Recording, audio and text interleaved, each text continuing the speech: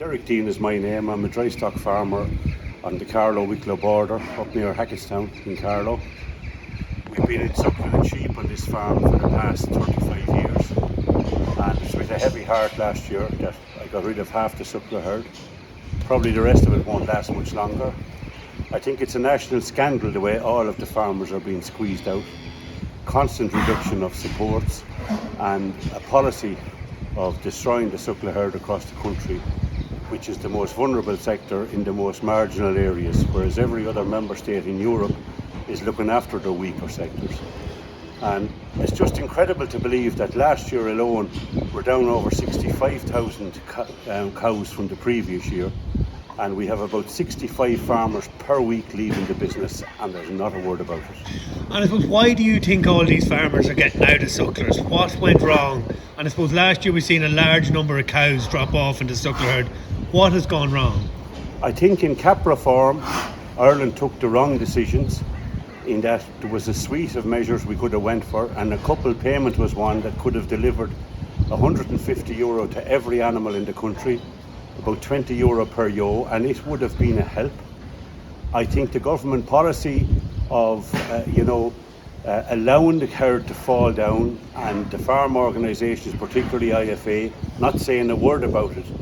And the reality is, without the support and with the massive increase in costs we had in all types of agriculture in the last couple of years, people can't afford to stay at it, and basically they're being squeezed out by policy change. Now, the Minister has said that he has allocated €150 per cow and €20 per ewe. But I suppose what is the point you're trying to make is that it hasn't been allocated to all suckler cows? Well, absolutely, and I think it's a bit of a spin to say farmers can get 150 or 120. I myself on this farm had a quota of 100 cows, and with the SCEP scheme I ended up with about 115 per animal. That's the reality, but I'm one of the only 20% in the scheme. What about the 80% are not in the scheme? The reality is these people can't afford to stay in business, and I think it's a massive mistake politically and environmentally in the long run in rural Ireland. And what impact do you think it's going to have, I suppose, on rural Ireland if we see the suckler herd continue to decline, and I suppose the type of cattle that we're going to have in the country too? Well, obviously now we have a world-renowned beef industry. It's based on the suckler herd, it's sold on the suckler herd. It's now less than 30% of our production.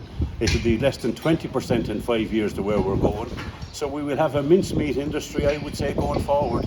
The meat industry seem to be happy enough with this, and yet every other member state and country want better animals.